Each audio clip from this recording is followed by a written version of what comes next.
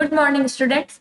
My name is Kavita Chaudhary from Sunita Global School and I will teach you Hindi in class 4. बच्चों, एक बार फिर से आपका मेरी कक्षा में हार्दिक स्वागत है। आज की क्लास में हम पाठ 13 यात्रा जो पूरी ना हो सकी, इस पाठ के जो बाकी के प्रश्न उत्तर है उन प्रश्न उत्तर के बारे में चर्चा करेंगे।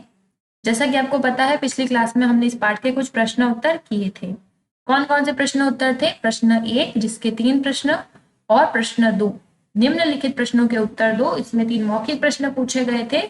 वो प्रश्न मैंने आपको पिछली क्लास में बताए थे। तो एक बार फिर से मैं आपको बता देती हूँ कि इन प्रश्नों के क्या क्या उत्तर थे, ताकि आपको पता चल सके कि अभी तक हमने कौन कौन से प्रश्न उत्तर पढ़े हैं, उनके क्या उत्तर थे। तो देखो बच्चों, सबसे पहले पिछली कक्षा का कार्य क्या था? कक्षा कार्य, पाठ को समझे, उचित विकल्प पर राइट का निशान लगाओ। प्रश्न क, नेहरू जी ने अपने विवाह के पश्चात कुछ महीने कहाँ बिताए? तो इसका सही उत्तर है कश्मीर। कहाँ बिताए थे? कश्मीर में।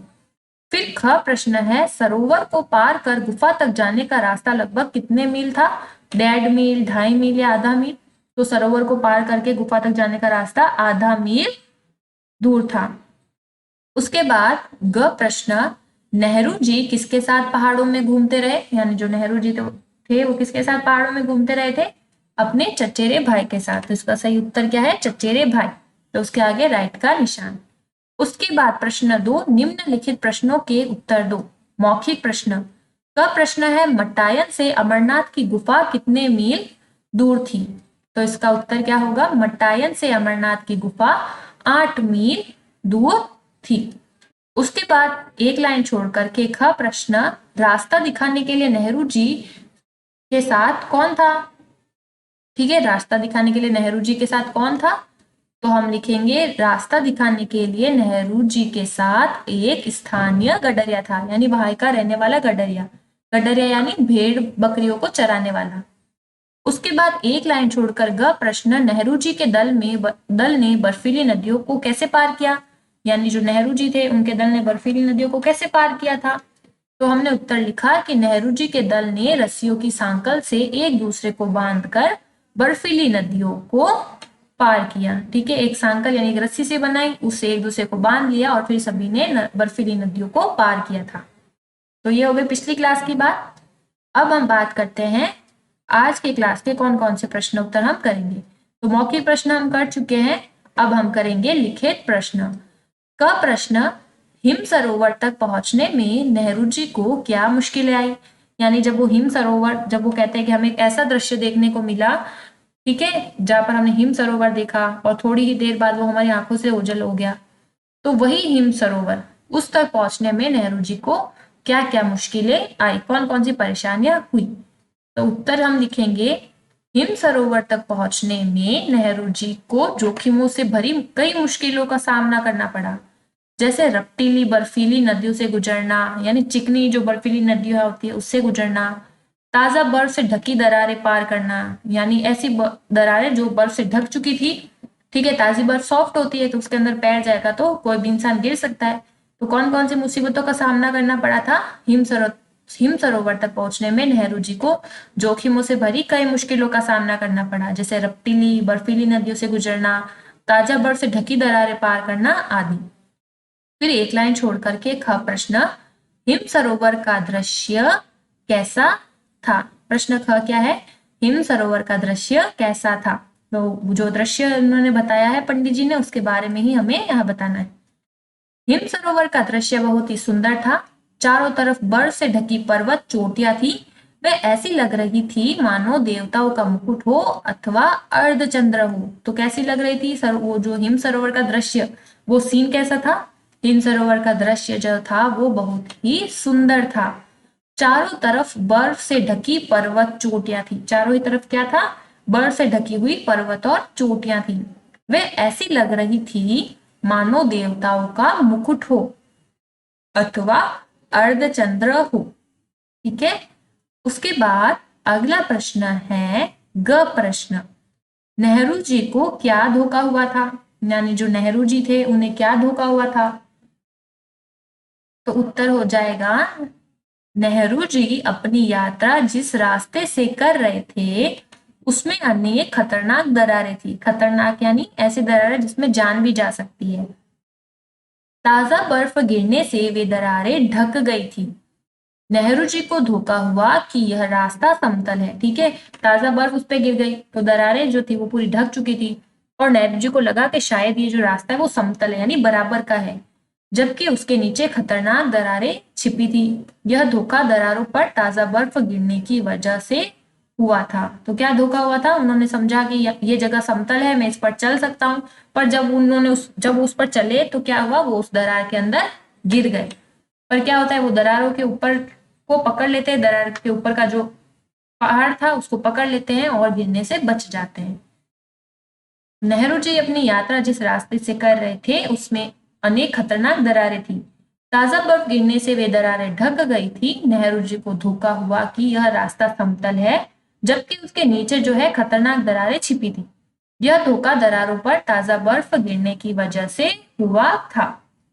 अब उसके बाद घ प्रश्न, गुफा तक जाते समय नेहरू जी के साथ क्या दुर्घटना घटी, यानी गुफा की तरफ जाते समय जो नेहरू जी थे उनके साथ क्या दुर्घटना घटी थी, उस दुर्घटना के बारे में आपको बताना है। ठीक है, तो हम क्या लिखेंगे, गुफा तक जाते समय नेहरू जी के साथ यह दुर्घटना घटी कि उन्होंने बर्फ से ढकी एक दरार पर पैर रख दिया, जिससे वे उसमें धम से जा गिरे। धम से यानी अचानक से जा गिरे। ठीक है, धम से जा गिरे, लेकिन रस्सी उनके हाथ से नहीं छूटी, क्योंकि उन सब ने क्या किया था, रस्सियों की साकल बनाकर एक दूसरे को पकड़ रखा था, बांध रखा था, तो उनके हाथ से वो रस्सी नहीं छूटी। उन्होंने दरार की बाजू को पकड़ लिया और लोगों ने उन्हें ऊपर खींच लिया। इस तरह से वे बच गए। ठीक है, तो क्या होता है कि देखो एक बार फिर से, गुफा तक जाते समय नेहरू जी के साथ ये दुर्घटना घटी कि उन्होंने बर्फ से ढकी एक दरार पर पैर रख दिया, जिसमें वे धम से जा गिरे। धम से यानी फटाफट, जैसे पैर रखा वैसे ही अंदर गिर गए, जिसमें वे धम से जा गिरे, लेकिन रस्सी उनके हाथ से नहीं छूटी। उन्होंने दरार की बाजू को पकड़ लिया और लोगों ने उन्हें ऊपर खींच लिया। इस तरह से वे बच गए। ठीक है, अब ये तो हो गई हमारे 4 लिखित प्रश्न। अब प्रश्न 3, पाठांश को पढ़कर प्रश्नों के उत्तर दो। ठीक है, पाठांश यानी पाठ का एक यहाँ पर क्या दिया गया है, एक पैराग्राफ दिया गया है, उसको आपको पढ़ना है और उत्तर देना है। तो पहले पाठांश पढ़ते हैं। हिम सरोवर का दृश्य बहुत ही सुंदर था। उसके चारों ओर बर्फ से ढकी पर्वत चोटियां थी, मानो देवताओं का मुकुट हो अथवा अर्धचंद्र हो। परंतु ताजा बर्फ और कोहरे ने शीघ्र ही इस दृश्य को हमारी आंखों से ओझल कर दिया था। पता नहीं हम कितनी ऊंचाई पर थे। ठीक है, ये आपका पाठांश है। अब इस पाठांश में से प्रश्न पूछा जाएगा, उसका हमें उत्तर देना है। कहाँ का दृश्य बहुत सुंदर था। ठीक है, तो उत्तर क्या हो जाएगा, हिम सरोवर का दृश्य बहुत ही सुंदर था। ये वाली लाइन आपको उत्तर के रूप में यहाँ पर लिखनी होगी। ठीक है, प्रश्न ख, पर्वत चोटियां कैसी लग रही थी, तो हम क्या लिखेंगे, पर्वत चोटियां, यहां से तो लिख सकते हैं कि पर्वत चोटियां ऐसी लग रही थी जैसे मानो देवताओं का मुकुट हो अथवा अर्धचंद्र हो। पर्वत चोटियां ऐसी लग रही थी, ऐसी लग रही थी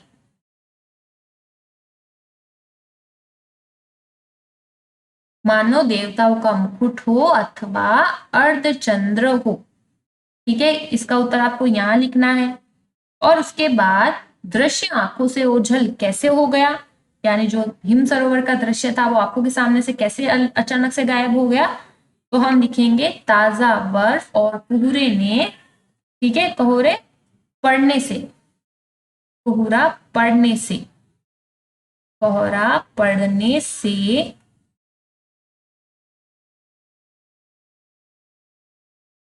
शीघ्र ही दृश्य आंखों से ओझल हो गया। ठीक है, तो इसको अपनी लैंग्वेज में हम लिखेंगे।